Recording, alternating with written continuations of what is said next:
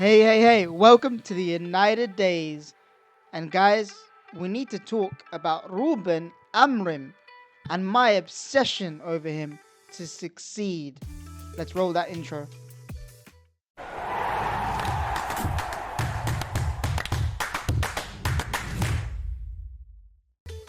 Hey guys, welcome back again. So, Ruben Amorim. He came, he didn't conquer, and he's still here. But, well. Let's just look at his career. We know he's won, 9-10 games out of 30 plus at United currently. So his percentage isn't great in terms of wins. But I feel like the media and some of the fans are just so fixated on win percentages and statistics.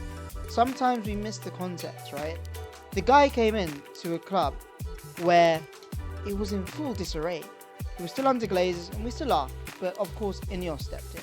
He came in when all that turmoil was happening, when Erik ten Hag unfortunately just couldn't succeed at this club, but he brought in a bunch of players using his own methods, really, through the people he knew, right? So players he knew, through establishments he knew, such as Onana, etc. And we know what happened to Onana. Onana has just not been successful.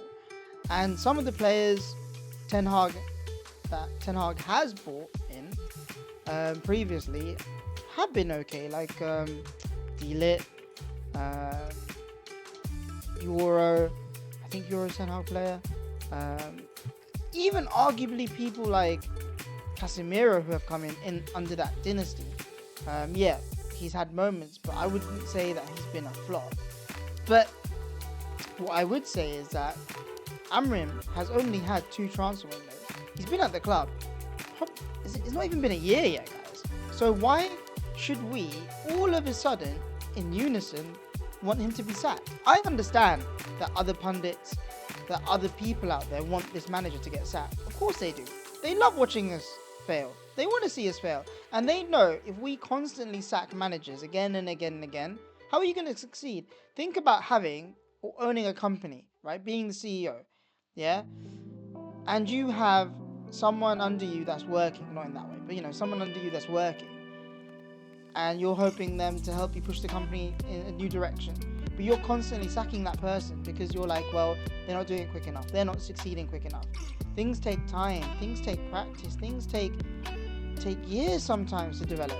Things that Amorim probably instilling now in players we probably won't see for a couple more months as well, right? So why should we just jump on that red button, press that buzzer, eject him out like Batman, and watch him fly? I mean, that doesn't make sense, right? Why do you want someone to fail when he hasn't even had the tools to succeed, guys? Like, honestly, 2 transfer windows. Do you think January even counts? I don't think January counts as a transfer window. This summer, yes, we acquired 3 players. 2 very established players in the Premier League that have scored goals in Mbeumo and Cunha. But Sesko, he's young. Sesko was not Amorim's first choice. Gyökeres was, right? So, honestly, guys, I don't know why you want this manager to be sacked. I just don't see it. If you look at the league table as a whole, we've already played Chelsea, Arsenal, and Man City, okay? We've already played 3 of the potential big 4. Chelsea are big rivals that we've beaten. Man City and Arsenal are not our rivals at the moment, because we're not in the same league as them at the moment. We're looking to climb up. We did not finish 5th last season and look for a title challenge this season. We finished 17. Or was it 15? 17. And we're looking probably at 6, 7, those trying to get into Europe essentially, right? If he finishes top 5, he needs a statue, because that's a huge jump, right? From 17th to 5th or 17th to 4th. So right now, we have 7 points. 3 points of 2nd. Forget Liverpool. Liverpool, they're not playing great, but they're winning games, which is what champions do. And you can't, as much as I hate them, I can't stand them, they're doing well. Although I think they will get found out eventually, and they may have a rocky patch, or that's what I'm hoping for more than anything else. But in terms of us as a club, we're looking at Arsenal. Arsenal have 10 points? So we're 3 points from Arsenal, right? So Guys, it's not all doom and gloom. Just do not be so depressed. And I am obsessed with watching Amorim win. If Bruno Fernandes and Amorim hold a trophy at the end of the season, well, there's not many trophies they're going for. But if they can get an FA Cup, and if they can get top 5 for me, that would be such a successful season. Of course, I want to see Amorim win the Premier League. That's my goal. My goal as a fan is to watch this guy succeed. He's young. He's stubborn, but he has his values and his opinions and his viewpoints on football. And he wants to put an ethos in that club. So why can't we just give him the breathing room and just understand it's going to take time? Not be so reactionary and start yelling and cursing at the camera whenever we lose. It's just, what's the point, right? What's the point of being passionate about loss?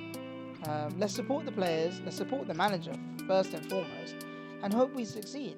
Hopefully Ineos will pull out their fingers in January, try and get a midfielder in. It's just that pivot. We know there's issues. It's just not the right balance. Obviously the players that the Glazers have bought and Ineos under Ten Hag was for a 3-man midfield. But Amorim wants to play a 2-man midfield and he wants that centre-back to push up.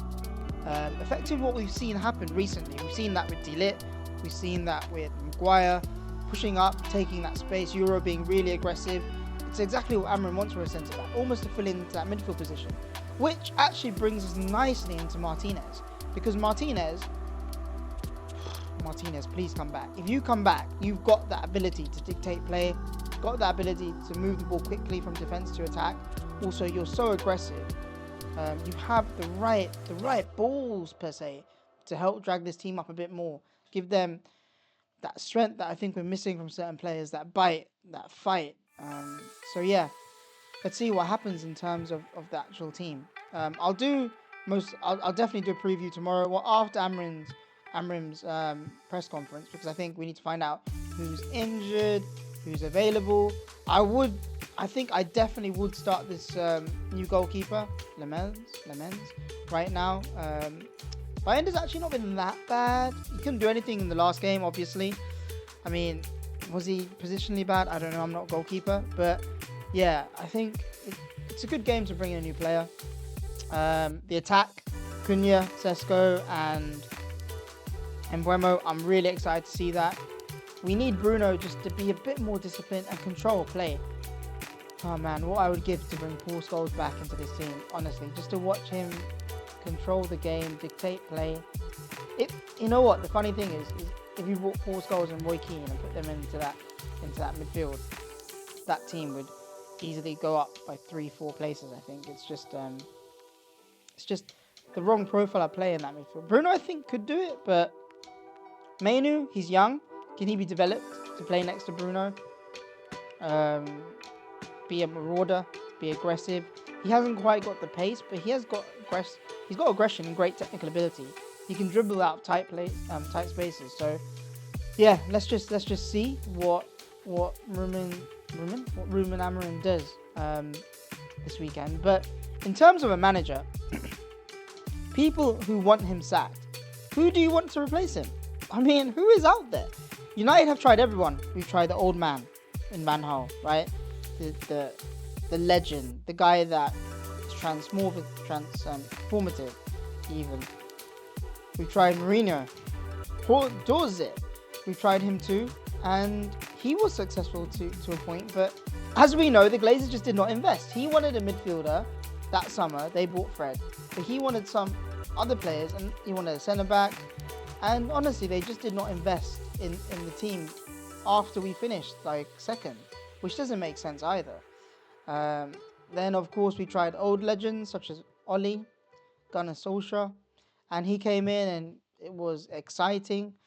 But just to go to that next level, maybe in my idea of Oli was probably a good manager, but maybe he needed a better assistant, someone to help him fill in his weaknesses as a manager.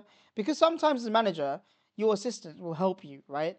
We've seen that with Fergie. Fergie is the greatest manager ever, but he had some great assistants. Phelan when he was younger, Carlos as well, who helped. I think spoke to Michael Carrick and Paul Scholes and gave them a grid so that they had to stay right next to each other during a Champions League game to cover small spaces. So sometimes you need this maverick to come in to help you as a coach as well. So I don't know. I mean, I really want him to succeed. I'm just telling you right now, honestly, I support this club for so long, but if you sack this manager and bring someone else in, I'll keep supporting them. But I am just so tired. Honestly, I'm so tired. Can one guy just succeed, just for a few years, win a few trophies, and just put us back up in that top four position where we belong? I don't know, But like I said, guys, I want him to succeed. I really do. Nothing would make me happier to watch Amorim succeed. So yeah, let me know in the comments down below if you think he will, if you think he'll get sacked. Some people are saying in Christmas. Um, I think the next two games are so pivotal, not in terms of him being sacked, but just climbing up that leaderboard, trying to cover up distances so that we make up these positions, right? So we can climb up and be closer to the top four.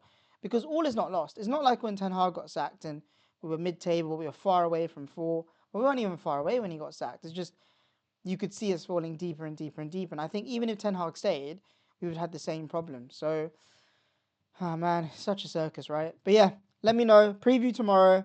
Subscribe, like, all that lovely stuff. Please watch. Please subscribe. I'm trying to post. I'm trying to make a positive channel. Honestly, you're not gonna see me screaming or crying or being negative and attacking players. It's not my thing. But yeah, have a good day. Peace out. Take care.